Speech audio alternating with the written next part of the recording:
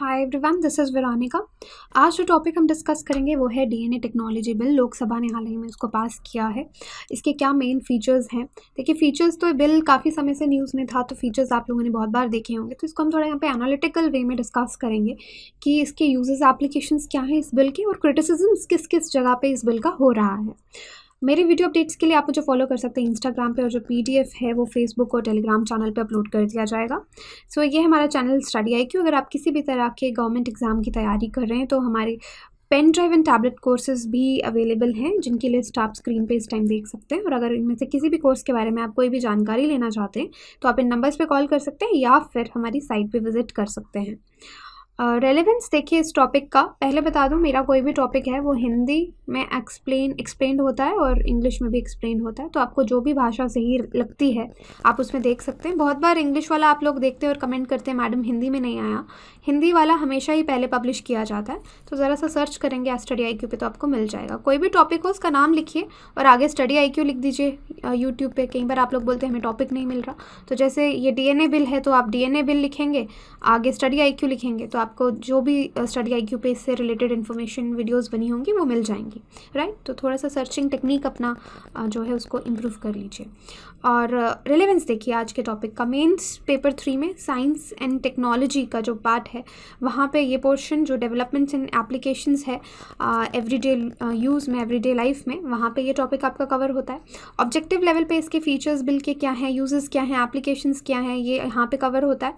और मेंस में कि DNA प्रोफाइलिंग जो हम करते हैं क्राइम को ख़त्म करने के लिए हमारे देश से, उसका क्या इम्पोर्टेंस है, या ये जो बिल आया है इसका क्या इम्पोर्टेंस हो सकता है क्रिमिनल सीन्स के लिए, यहाँ पे आप इस बारे में लिख सकते हैं, इसको मेंशन कर सकते हैं कि लोकसभा में फ़िलहाल ये पास हो चुका है।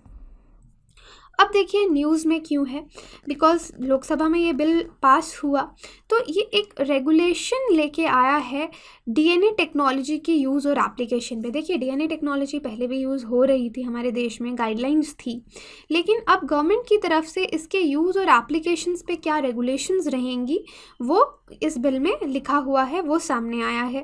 काफ़ी कैटेगरीज रहेंगी इस बिल की कि आइडेंटिफिकेशन कैसे होगा पर्सनस का, मिसिंग पर्सनस का, या ऑफेंडर्स जो हैं रिपीटेड ऑफेंडर्स, उनको जो बार बार कोई कानून तोड़ रहे हैं जो लोग, उनके नाम यहाँ पे इंक्लूड किए जाएंगे। विक्टिम्स जो हैं जो किसी अभी तरह के क्राइम का शिकार रहे हैं, सस्पेक्ट्स यानी जिन पे शक किया जा रहा है, या अंडर ट्रायल्स जो अभी जिन पे कार्रवाई चल रही है, तो ये सब उन लोगों के लिए बेनिफिट भी हो सकता है, जस्टिस को स्पीड भी बढ़ा सकता है। ये सब हम डिटेल में डिस्कस करेंगे। और फिलहाल ये लोकसभा में पास हो गया।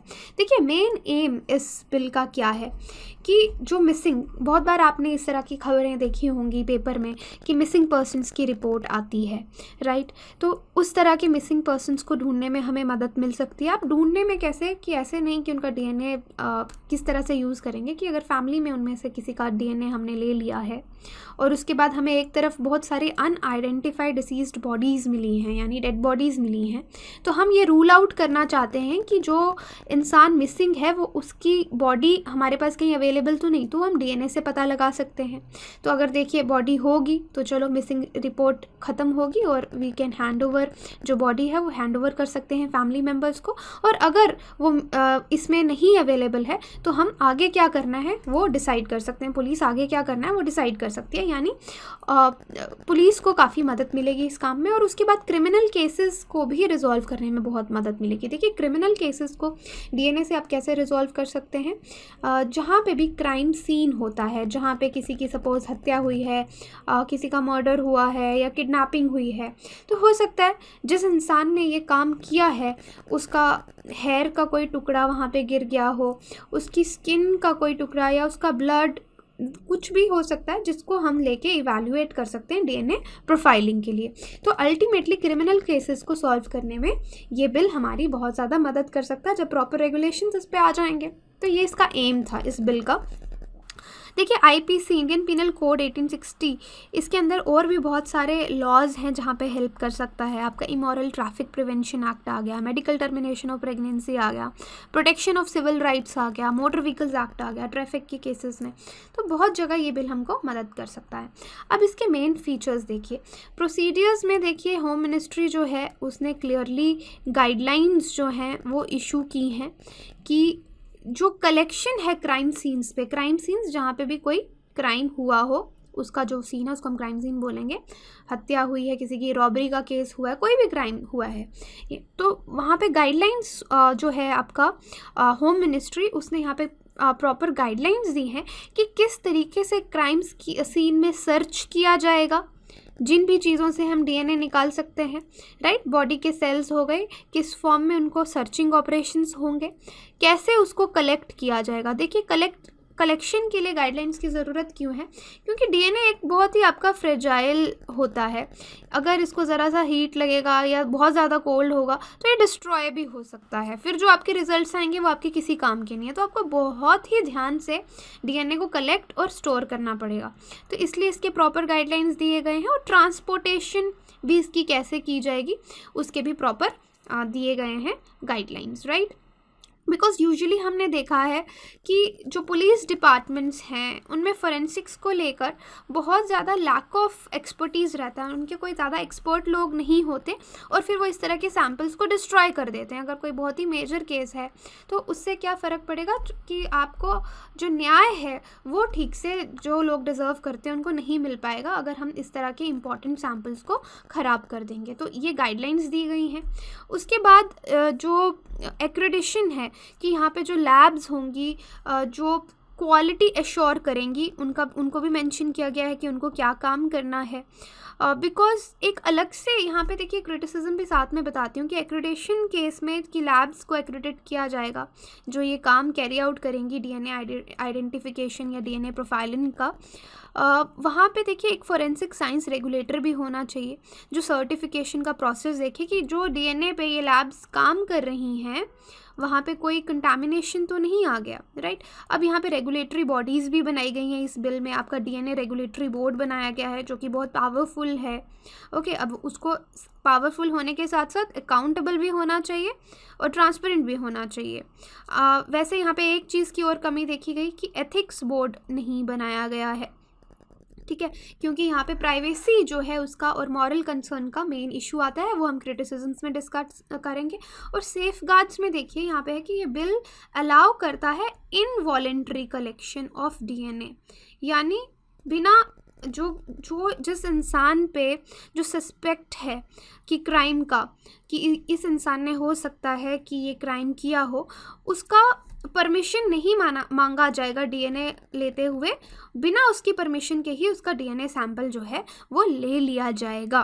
कुछ रिस्ट्रिक्शंस हैं क्योंकि अगर सपोज़ कोई माइनर है वहाँ पे मैजिस्ट्रेट का आपको एक जो है परमिशन चाहिए, बट अदरवाइज़ आप बिना परमिशन के डीएनए सैंपल जो है वो इनवॉलेंट्री कलेक्शन डीएनए सैंपल की कर सकते हैं। तो यहाँ पे जो है एक कंसर्न प्राइवेसी का फिर से उठ के आता है कि डीएनए प्रोफाइल्स जो हैं उनको कहाँ रखा जाएगा, डेटाबेस को कैसे मेंटेन किया जाएगा, राइट। और जब कोई इंसान पे अभी केस हुआ है वो सिर्फ सस्पेक्ट है, आपने उसका डीएनए ले लिया, एक बार कलेक्ट कर लिया, लेकिन बाद में पता चलता है ये सस्पेक्ट इनोसेंट है, फिर उसके डीएनए के साथ क्या किया जाएगा ये भी बिल में प्रॉपर्ली नहीं लिखा हुआ है, राइट। अब चलते हैं यूजेस एंड एप्लीकेशंस पे। यूजेस एंड एप्लीकेशन जैसे मैं आपको बता चुकी हूँ कि हम इसको एक्सपांड कर सकते हैं, इसके एप्लीकेशन को फॉरेंसिक टेक्नोलॉजीज़ में लाने के लिए। ये जस्टिस जो है, हमारा न्याय जो है, डिलीवरी सिस्टम जो है उसको फास्ट करेगा, इम्प्रूव करेगा। उसके बाद डीएनए बेस्ड टेक्नोलॉजीज़ जो हैं वो क्राइम सीन्स हैं उनको सॉल्व करने में हमारी मदद करेंगे, मिसिंग पर्सन्स को ढूंढने में हेल्प करेंगे, राइट। और जस्टिस की डिलीवरी टाइम भी इंक्रीज़ होगा और कन्विक्शन रेट भी बढ़ेगा। बहुत बार जो अपराधी हैं कई बार छूट जाते हैं क्योंकि हमारे पास प्रॉपर प्रूफ नहीं होता, लेकिन इस टेक्नोलॉजी की वजह से कन्विक्शन रेट भी इम्प्रूव हो सकता है। उसके बाद देखिए अनआइडेंटिफाइड डेड बॉडीज़ जिनको कोई क्लेम करने नहीं आता, उनका भी हमको पता चल सकता है कि उनका लीनिएज क्या है वो डेड बॉडीज़ को ढूंढ सकते हैं, और मिसिंग पर्सन का जैसे इसके साथ क्या कनेक्शन है वो भी मैं आपको एक्सप्लेन कर चुकी हूँ। उसके बाद डीएनए लेबॉर्ट्रीज़ जो हैं उन पे भी रेगुलेशन लगाया जाएगा ताकि मिसयूज़ और एब्यूज़, वो प्राइवेसी जो है सिटीजन्स की, उनको ना कर पाएँ। तो देखिए इस बिल के अंदर दो मेन जो हैं बोर्ड्स बनाए गए हैं। एक आपका डीएनए डेटा, दो कंपोनेंट हैं बेसिकली इसके, एक डीएनए डेटा बैंक है, एक डीएनए रेगुलेटरी बोर्ड है। तो अब देखिए डीएनए डेटा बैंक में क्या है। ये दो तरह के डेटा बैंक्स होंगे, एक होगा आपका नेशनल लेवल का डेटा बैंक और एक होगा मल्टीपल डेटा बैंक्स होंगे रीजनल, जो एरिया वाइज या स्टेट वाइज कैसे भी रीजन के हिसाब से बनाए जाएंगे। और यहाँ पे जो डीएनए है वो स्टोर करके रखा जाएगा। अब इस डीएनए की डिफरेंट कैटेगरीज होंगी। जैसे एक इंडेक्स आपने बना दिया क्राइम सीन की, जो भी डीएनए आपको क्राइम सीन्स से मिला है, कहाँ से मिला है, आप ये इंडेक्स बनाएंगे। उसके बाद आप बना सकते हैं सस्पेक्ट्स की, जिन लोगों पे अभी शक है कि वो उन्होंने क्राइम किया होगा, या जिन लोगों के खिलाफ की जो कार्रवाई है, अंडर ट्रायल्स जिनको बोलेंगे, कार्रवाई चल रही है, उनका डीएनए इंडेक्स आप बना सकते हैं। उसके बाद जो लोग प्रूव हो गए कि उन्होंने कानून तोड़ा है, ऑफेंडर हैं, वो ऑफेंडर्स का इंडेक्स आप बना सकते हैं, राइट, बना सकते हैं क्या, ये कैटेगरीज बनाई जाएंगी। और उसके बाद मिसिंग पर्सन इंडेक्स जो है वो बनाया जाएगा, मिसिंग पर्सन इंडेक्स। उसके बाद आपके आ गया जो डेड बॉडीज़ होती हैं डिसीज्ड पर्सन्स की, जो हमको नहीं पता होता, अननोन बॉडीज़ मिलती हैं बहुत बार, उनका भी एक अलग से इंडेक्स जो है डीएनए डेटा बैंक में वो कलेक्ट किया जाएगा इन कैटेगरीज़ के अंदर।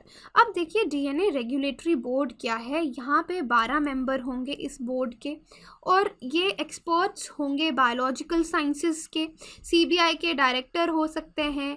यहाँ पे डीएनए फिंगरप्रिंटिंग एंड डायग्नोस्टिक्स जो है सेंट्रल फॉरेंसिक साइंस लेबॉर्ट्री, वहाँ से हो सकते हैं, या फिर आपका एनएचआरसी के मेंबर भी हो सकता है। एक मेंबर जो होगा वो एनएचआरसी से होगा, national human right commission, right. तो ये कॉन्स्टिट्यूट करेंगे आपका डीएनए रेगुलेटरी बोर्ड। अब देखिए प्रिंसिपल रिस्पॉन्सिबिलिटी इस बोर्ड की क्या है कि जो डीएनए टेस्टिंग लैब्स हैं उनको लाइसेंस देना है कि ये लैब्स ये काम करेंगी, डेटा को कलेक्ट करेंगी, और किस तरीके से उनका क्वालिटी जो है, क्वालिटी कंट्रोल ये बोर्ड मैनेज करेगा। और दूसरा, एक बहुत सर्विलेंस के अंदर ये बोर्ड भी क्रिटिसिज्म के अंडर रहेगा, और इस पर भी एक वॉच रहेगा कि ये जो लैब्स हैं ये किसी की प्राइवेसी जो है वो ब्रीच ना कर पाएँ। सर्विलेंस इश्यूज रहेंगे ताकि डीएनए को स्टोर कर पाएँ हम बहुत अच्छे तरीके से, और आइडेंटिफिकेशन पर्पस के लिए उसको यूज़ किया जाए, बल्कि किसी की प्राइवेसी जो है उसके साथ कॉम्प्रोमाइज़ या अब्यूज़ जो है वो ना किया जाए, राइट। तो ये इसके रूल रहे, ये इसके जो रेगुलेटरी बोर्ड है ये इसके काम रहेंगे।